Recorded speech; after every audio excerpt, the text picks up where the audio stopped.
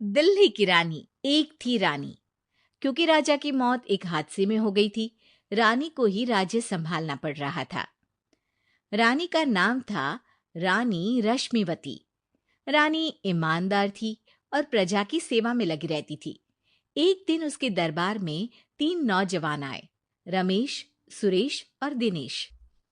कहो, क्या सहायता कर सकती हूँ मैं तुम्हारी?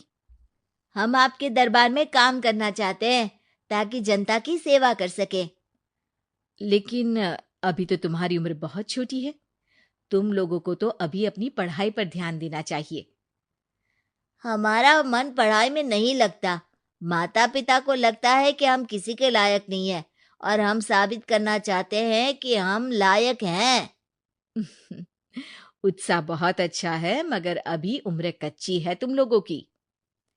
अरे उम्र से क्या होता है रानी जी? शास्त्रों में लिखा है कभी किसी के ज्ञान को उसकी उम्र के आधार पर नहीं देखना चाहिए। बात तो सही है तुम्हारी। और अगर सच में तुम अगर ये संकल्प करके आए हो कि तुमको यहाँ काम करना है, तो पहले परीक्षा देनी पड़ेगी। 3 परीक्षा, एक शारीरिक परीक्षा, एक बुद्धि की परीक्षा और एक देशभक्ति की परीक्षा। और ये क्या है? वो मंत्री महोदय तुम्हें समझा देंगे। हमारे पास समय नहीं है। अगर तुम लोग तैयार हो तो बताओ। हाँ हाँ, हम तैयार है किसी भी परीक्षा के लिए। मैं भी तैयार हूँ कुछ भी कर गुजरने के लिए।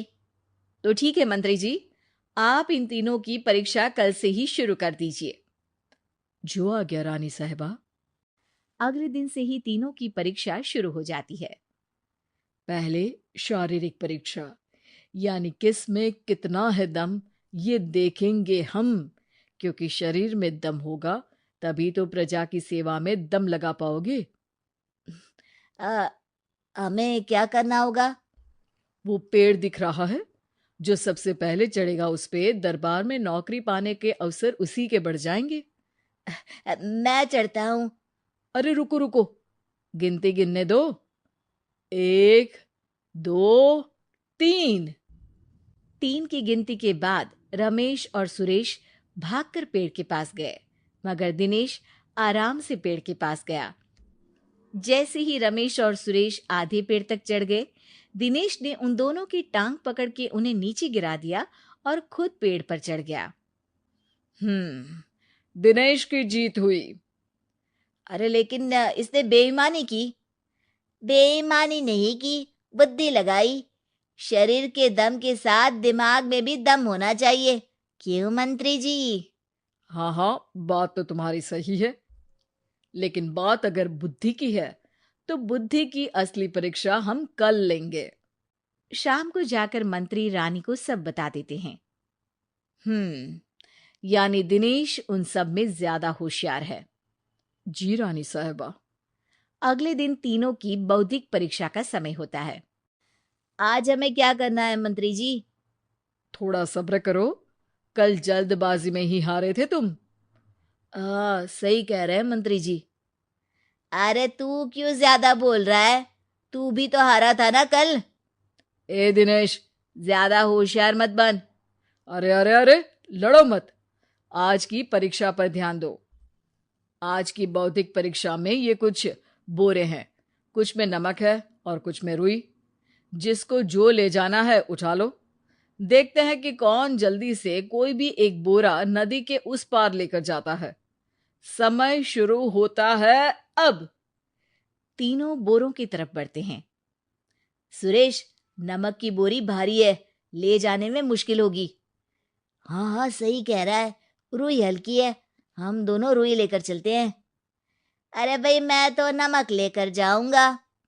रमेश और सुरेश ये सोचकर हंसते हैं कि आज तो दिनेश हार ही जाएगा।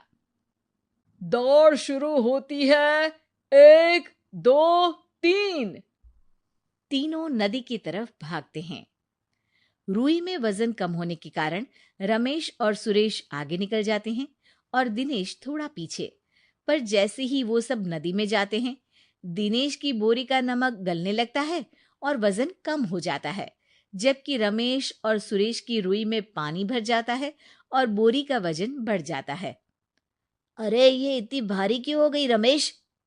अरे मुझे क्या पता, शायद जादुई बोरी है। अरे लगता है कि हम बेवकूफ बन गए। बने नहीं हो, तुम हो ही बेवकूफ। इतना तो पता होना चाहिए कि पानी में नमक गल जाएगा। दिनेश का पूरा नमक गल जाता है और बोरी खाली हो जाती है।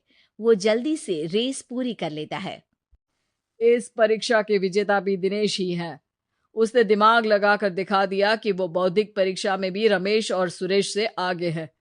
अब कल तुम्हारी देशभक्ति की परीक्षा होगी, जो स्वयं रानी मां लेंगी। रात को फिर मंत्री रानी के पास जाकर बता देते हैं कि आज की परीक्षा में कैसे दिनेश ने अक्लमंदी दिखाई और बौद्धिक परीक्षा में भी उसी की जीत हुई। अरे वाह, दिनेश तो हमारे बहुत काम आ सकता है। हम उत्साहित हैं कल की परीक्षा के लिए। वो तो ठीक है रानी साहिबा, लेकिन हमने सुना है कि पड़ोसी राज्य का राजा आकाशदीप हमारे राज्य की सीमा में घुसपैठ कर रहा है। ये तो चिंता की बात है। हमें जल्द ही कुछ करना चाहिए। अगले दिन रमेश, सुरेश और दिनेश अपनी आखिरी देशभक्ति की परीक्षा के लिए दरबार में आते हैं। प्रणाम रानी साहिबा। नमस्कार रानी जी। प्रणाम रानी माँ। हमने तुम्हारी परीक्षा पर गौर किया। दिनेश आगे हैं। हम तुम तीनों में से किसी दो को ही दरबार में काम दे सकते हैं। किसी एक को आज जाना होगा। तो देशभक्ति की परीक्षा के लिए तैयार हो? पूरी तरह से। मैं तीनों से एक ही सवाल करूंगी। जिसका जवाब सबसे सही लगेगा उसे तो नौकरी मिल ही जाएगी। फिर दूसरे सबसे सही जवाब देने वाले को भी काम मिलेगा। आप लोगों का समय शुरू होता है अब। ज्यादा सोचने का समय नहीं होगा। जो मन में पहली बात आए उसका जवाब दे। तो सवाल यह है कि तुम इस मिट्टी के लिए क्या कर सकते हो? मैं इस मिट्टी को साफ रखूंगा। यहाँ के लोगों के भोजन की कमी को मैं पूरी करूंगा। मैं यहाँ के लोगों को गले लगा लगा के उनको खुशी दूंगा रानी माँ, और गरीबों के लिए घर बनवाऊंगा। मैं इस मिट्टी के लिए किसी की जान भी ले सकता हूँ रानी माँ। मंत्री, दिनेश को एक तलवार दो। जी रानी जी। दिनेश, पड़ोसी राज आकाशदीप की जान तुम्हारे हाथ में है। जाओ, अपना काम पूरा करो। आज रात को तुम उस पर हमला करोगे जब वो सो रहा होगा।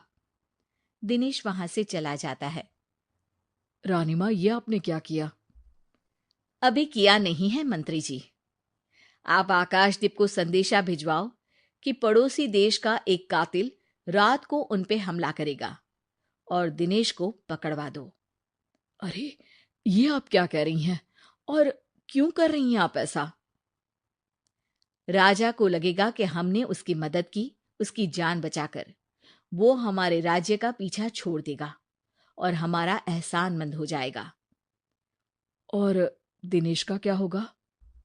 इस राज्य को दिनेश जैसे शातिर और लड़ाकू लोगों से ज्यादा जरूरत है ऐसे लोगों की, जो लोगों को खाना खिलाने की और खुश करने की बात करे। और ये गुण सुरेश और रमेश में है। इन्हें नौकरी दे दो।